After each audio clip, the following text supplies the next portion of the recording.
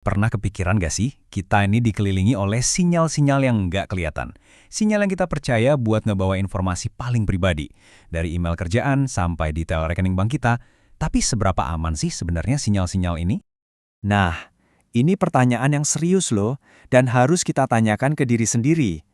Yuk kita bedah bareng-bareng sejarah keamanan Wi-Fi, sebuah perlombaan senjata digital yang gak ada habisnya antara si pelindung dan si penyerang. Bayangin aja, jaringan nirkabel ini udah kayak urat nadi kehidupan digital kita. Semua nyambung ke sini, dari perangkat pribadi, konsol game, bahkan seluruh kantor. Itulah kenapa keamanannya itu, wah penting banget. Oke, kita mulai dari dasarnya dulu ya. Sebelum kita bisa ngerti perangnya, kita harus kenal dulu medan tempurnya kan? Ada beberapa konsep kunci yang perlu kita pahami bareng-bareng. Coba deh bayangin access point atau AP itu sebagai jantungnya jaringan nirkabel. Ini adalah perangkat, biasanya sih router di rumah kamu, yang menyiarkan sinyal Wi-Fi. AP ini gerbang utama kamu buat masuk ke dunia internet. Terus, gimana caranya kita nemuin AP itu di antara lautan sinyal lain? Lewat SSID-nya. Gampangnya, SSID itu kayak papan nama jaringan kamu, nama yang kamu lihat dan kamu pilih di HP atau laptop pas mau nyambung ke Wi-Fi. Nah, sekarang kita udah pegang dasarnya, yuk kita time travel sedikit ke awal mula keamanan Wi-Fi. Babak pertama dalam cerita kita ini adalah tentang pahlawan pertama, yang ternyata punya kelemahan fatal. Namanya Web, singkatan dari Wired Equivalent Privacy. Tujuannya simple tapi ambisius banget. Bikin koneksi wireless seaman kalau kita colok kabelan langsung ke jaringan.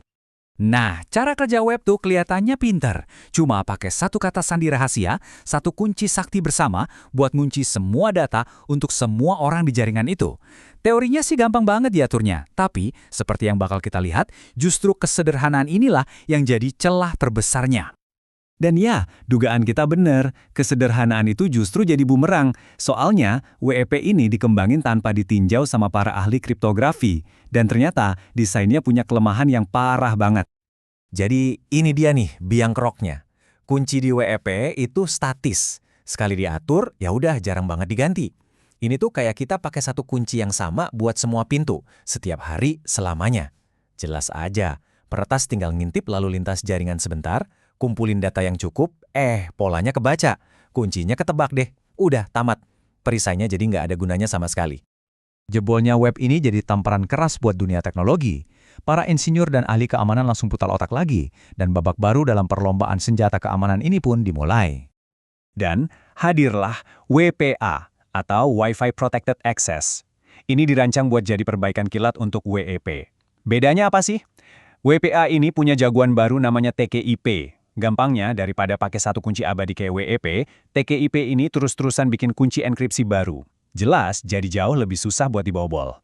WPA ini emang langkah maju yang bagus, tapi sifatnya cuma sementara, kayak plester luka gitu. Pahlawan sejati di cerita ini, standar yang udah ngelindungin kita selama lebih dari 1 dekade adalah WPA 2. Terus gimana cara WPA 2 ngelindungin kita? Gini nih prosesnya. Semua dimulai pas kamu masukin password. Terus perangkatmu sama router itu kayak salaman dulu secara digital. Nah, yang paling keren, proses ini bikin kunci enkripsi baru yang unik, khusus buat sesi internetan kamu saat itu juga. Jadi setiap kali nyambung, kamu dapat kunci baru. Dan ini dia senjata pamungkasnya. Data kamu itu dikunci pakai standar industri yang namanya AES, atau Advanced Encryption Standard. Biar kebayang seberapa kuatnya AES, ini standar yang sama loh yang dipakai pemerintah Amerika Serikat buat ngelindungin informasi super rahasia mereka. Jadi, ya aman banget lah pokoknya. Oke, cukup nostalgia sejarahnya. Teori ini kan percuma kalau nggak kita terapkan, ya kan? Sekarang, yuk kita fokus gimana caranya mastiin benteng digital di rumah kita itu sekuat mungkin. Ini bisa langsung kamu cek sekarang juga loh. Coba deh, masuk ke settingan router kamu, biasanya lewat browser. Cari bagian wireless security atau keamanan nirkabel. Pastiin modenya itu WPA 2, atau kalau ada yang lebih baru, WPA 3. Kalau masih WEP atau amit-amit open, wah, itu harus langsung diganti detik ini juga. Dan pastinya pakai password yang kuat dan susah ditebak ya.